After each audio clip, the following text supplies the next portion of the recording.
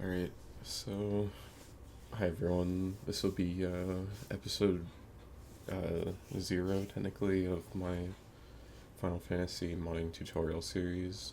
So I just want to give like a brief rundown of really like kind of what this series is going to be about, um, and basically things you can expect to see within the scope of this whole series. But I mostly want to develop a series that'll like show people basically how to make their own custom mods for the game so that they can, share online or share with their friends or whatever.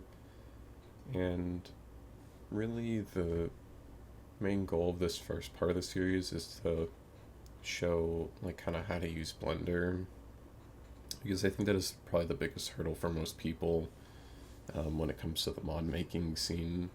Um, when I started, at least, there wasn't like just like one definitive tutorial that you could like jump into, and it would tell you like how to do it.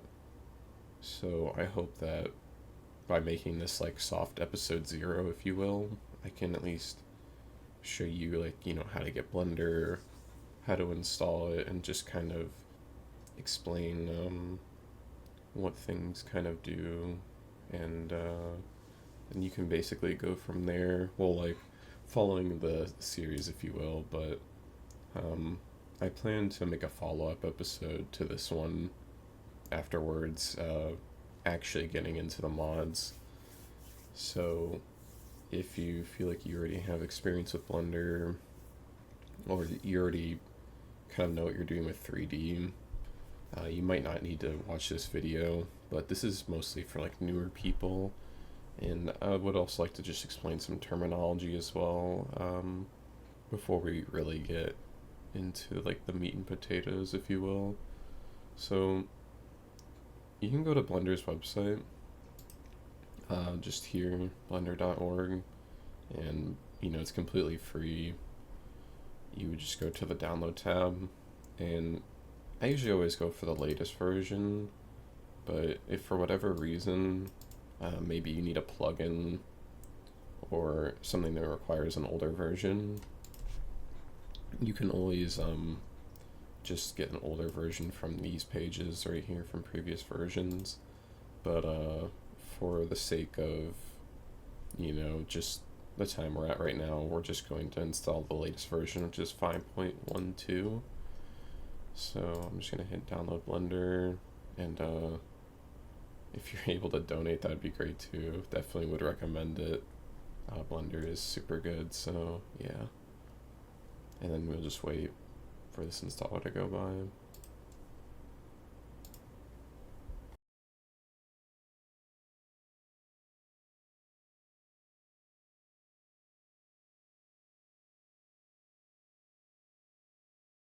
Alright, so then once it's installed, you can either use the launcher or you can just use the exe.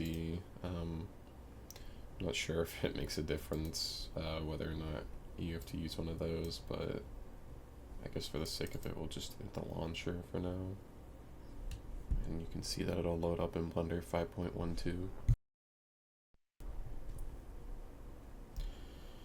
Alright, so then upon opening it for the first time, you should be greeted with this screen. It'll ask you if you want to import, or it might not ask you, but in the case of me, because I do already have 5.0, it asks if I want to import those preferences. Normally I would say yes, but for the sake of this series, I'm not actually going to use this option, just so that we're all on the same page and that we, um, you guys can see clearly just the process from the start. And then you can choose your theme, language, key map, and then just stuff like that basically. And you can just save preferences, and now you can start a new file or do any of these options. So yeah, when you open up Blender, literally you're just gonna be here in this like void area, and it's just a cube, a light, and a camera.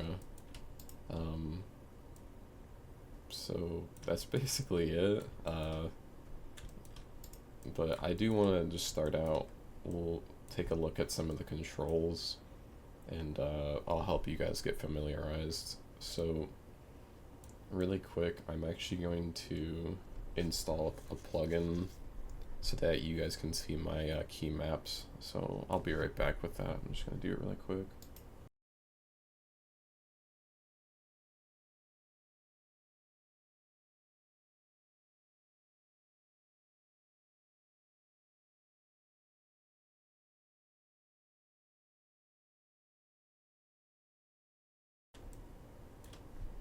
All right. So I'm back. Hold on. All right. So I'm back here with a new file, and I now have the screencast keys so that you guys can now see basically any inputs that I'm doing while we're in Blender here. So if you ever don't see a button that I press, or you need to view it, it's always going to be here in the bottom right. So I just wanted to say that. Basically basic controls for Blender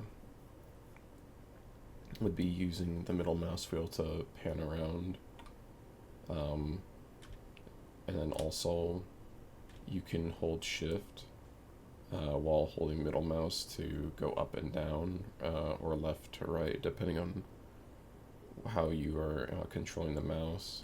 So again, that's shift, middle mouse click to move around, just like this, how I'm doing it. Or alternatively, you can use this little hand icon up here, and you can move it around just like that. But I would try to get familiar with the process of holding shift and clicking your middle mouse, because it'll make things much quicker and faster when navigating. So again, hold shift to do that, to move around like that, and then without holding shift and clicking middle mouse, you can move around 360 degrees. So yeah, those are just the basic controls. In our scene here, we have 3 objects. We have our camera, a light, and the cube. So basically what the camera does is it just allows you to hit this camera icon, or alternatively you can see the shortcut is numpad 0, and it basically just takes us to the camera view. And if at any time you want to get out of it, you can just press the camera button or press numpad 0. And this is mostly for render, or like this mainly is for rendering, so we probably won't be doing that very early on, but you know, it's still just something to know.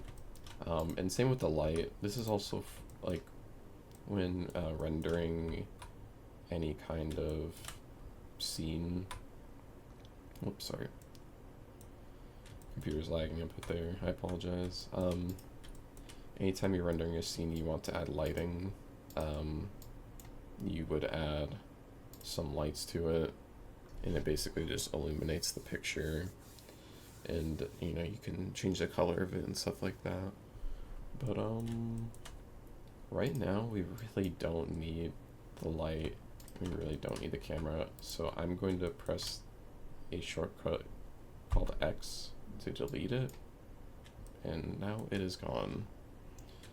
So now we are just left with the cube, and this is basically, I'm just going to explain like a few simple terms when it comes to 3D models, just so you guys can familiarize yourselves with it, and you'll basically have a better idea of like what things are. So in Blender, if you see in the top right here, any object that has this orange triangle here, that means it's a mesh, and or like a 3D mesh essentially. So if I click on this cube here, and then we press tab, you'll see now we are in this thing called edit mode. And we're going to be using edit mode a lot to, you know, if we need to change the mesh in any way, this is where we would do it. But yeah, so basically when we're in edit mode, you can see now that the cube is highlighted and it has all these orange lines around it. This just means I have it selected. So like, again, it just starts like this. If I click out of it, that means I'm not selecting anything anymore. And you can see the geometry of this basic cube is actually made up of these things. If you can look at my cursor, it's made up of edges. So like going like this, and the edges look like that. And then these little tiny dots right here is a vertex. And then in between the edges and these vertexes is a face.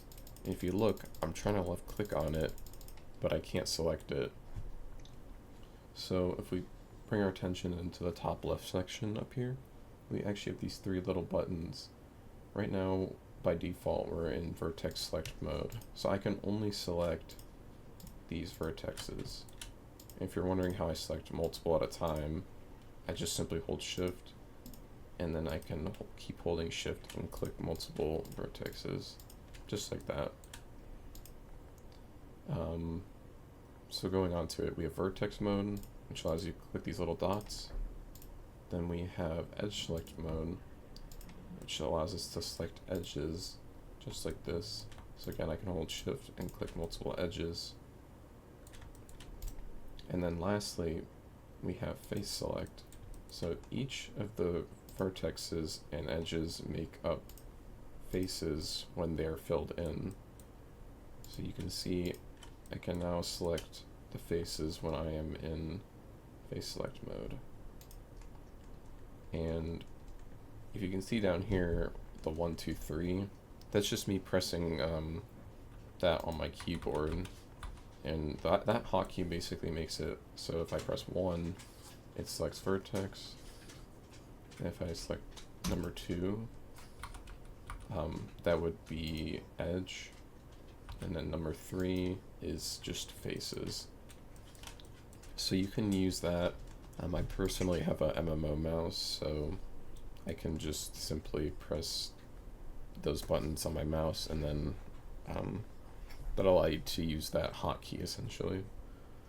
So the next part I would like to go on, now that we know about vertex edges and faces, is how do we move stuff. So basically what you'd want to do that is you'd basically click on any face. Sorry, I'm way a bit flowery, I said I had an interruption. The next thing we'd want to do is learn how to move these edges, vertexes, and faces, and it's really simple to do that. So you actually have two ways you can kind of do it. You can either use the hotkey, which would be G.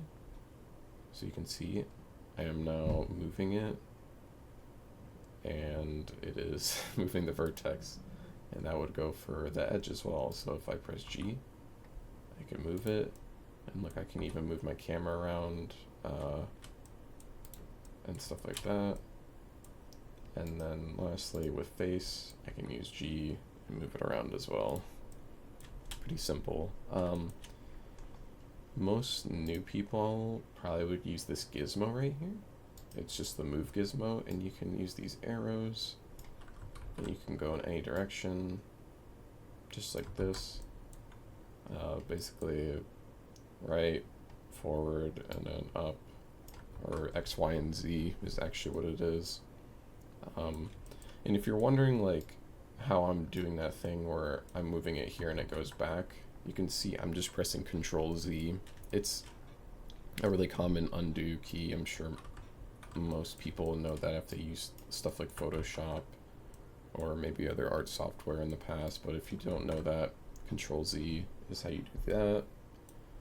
And yeah, so like I can literally select multiple vertices by doing shift left click, and I can slide around these vertices on that coordinate.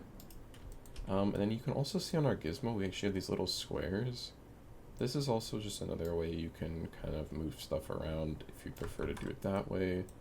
So they have this gizmo here, and then this little green square one, and that just allows you to move those on those axes.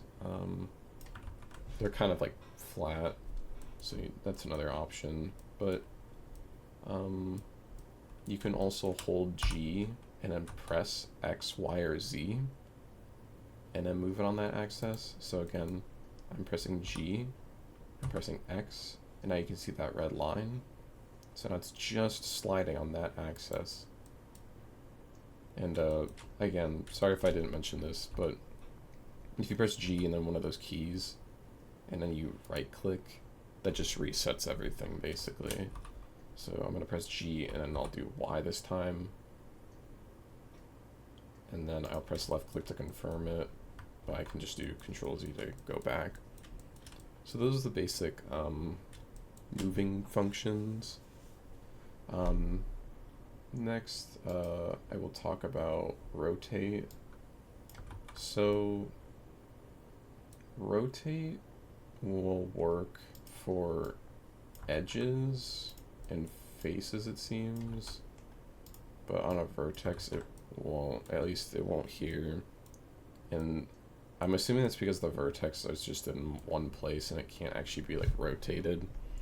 So your rotate function would really be helpful if you want to change like an edge, or you want to change like a face or something like that. But that's really just kind of how you do that.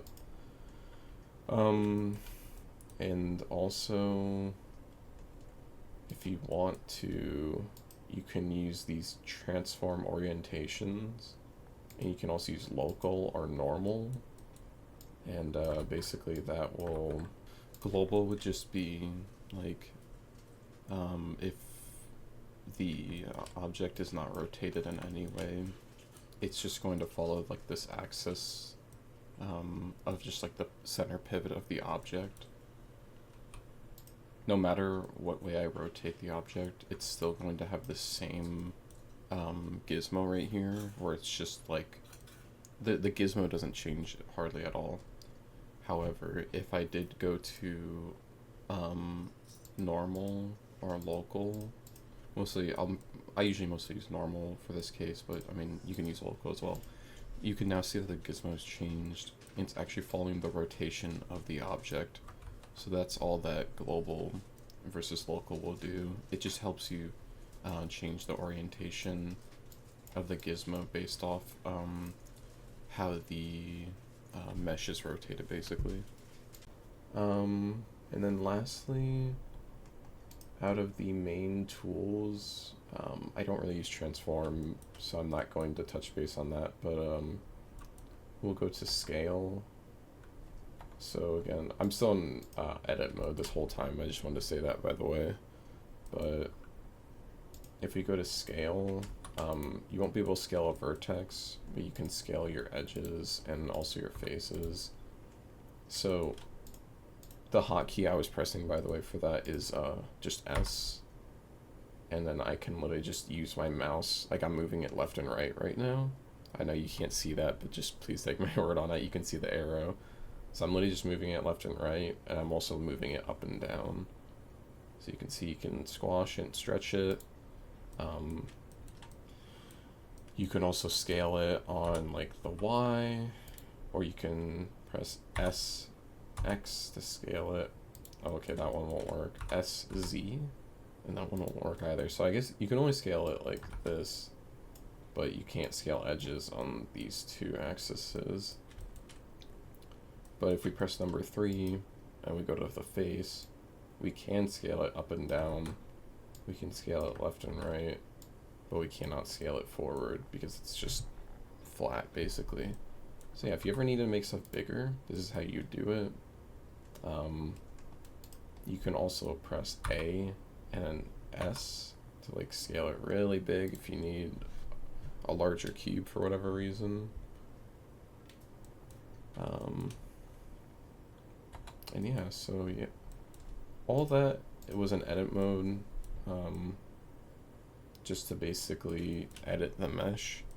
But yeah, if we press tab, that is the hotkey I've been using, and it basically switches you back to modes. That's what tab does. So if I want to quickly go to object mode and then edit mode, I press tab. There's some other modes here. I won't be talking about them today, but the main ones are object mode and edit mode. And there's usually a third one, it's called pose mode, but it is not here because we actually don't have a armature. If I actually press Shift+A, it'll come up with the add menu, and I can just add like a basic armature.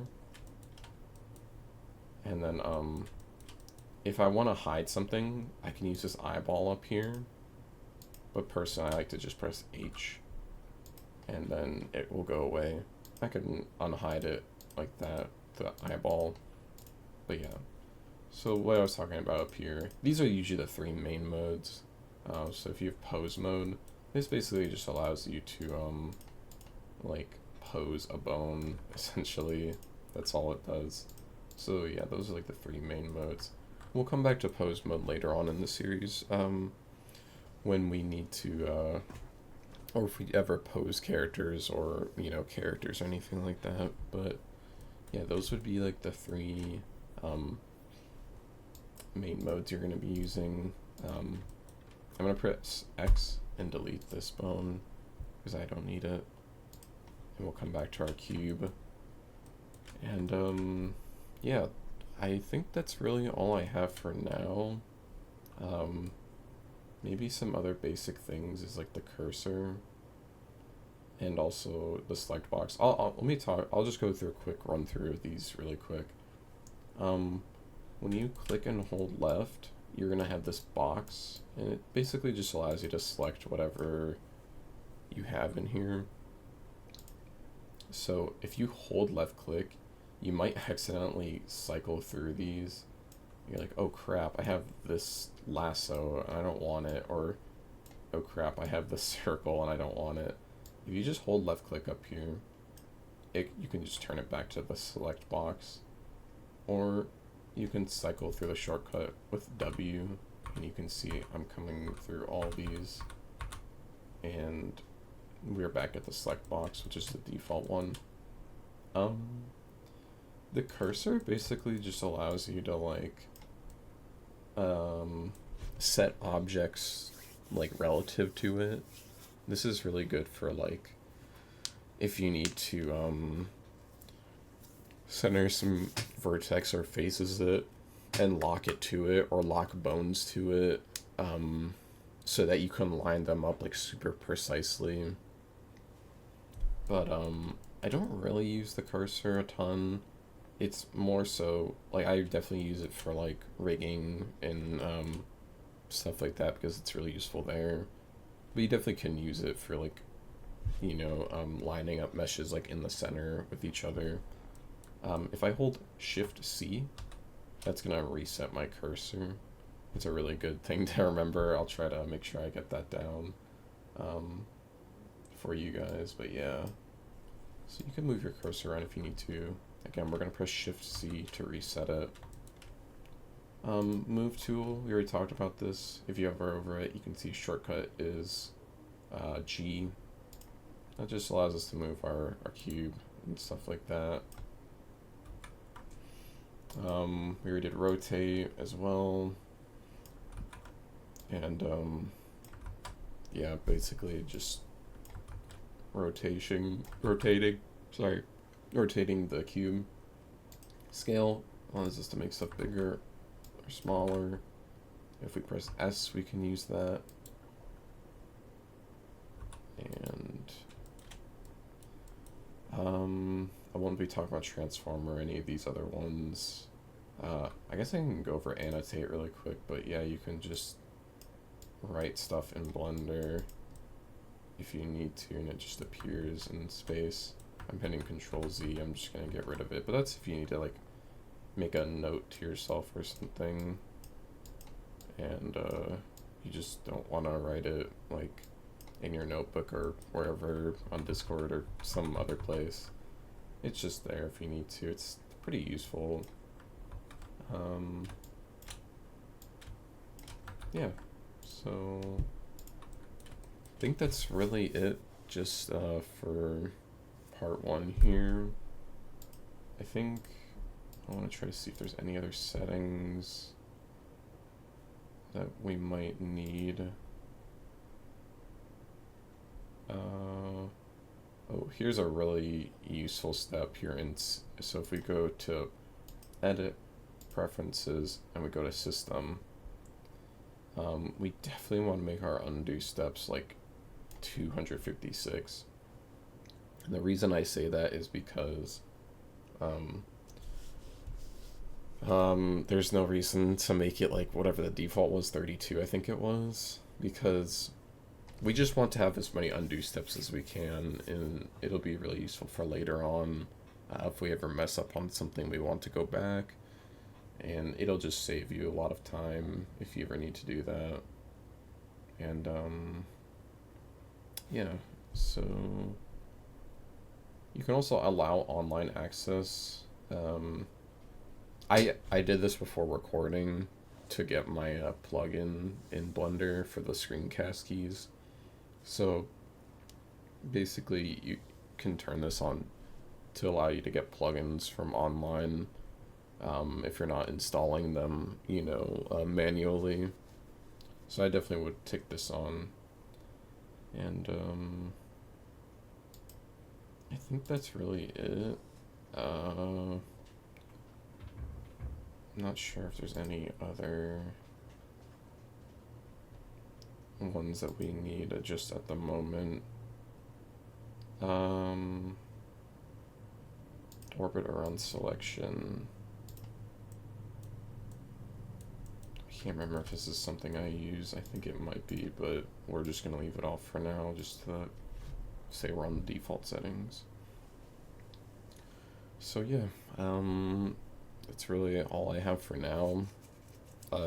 In the next episode, I plan to probably go over things like, the first part of our modding tutorial series. We'll probably do the hats first, because hats are relatively easy to do. Sorry. And after that, we'll work our way towards some more complicated or more complex objects and stuff like that, like gloves, shirts, pants, boots. I'll go through each of the main main parts for the tutorial series, but if anyone actually ends up watching this video all the way through, I thank you, I appreciate it. But I wanted to just get a soft episode 0, just to make sure I have the basics down for you guys. I know Blender is really daunting, and it can be very difficult to learn.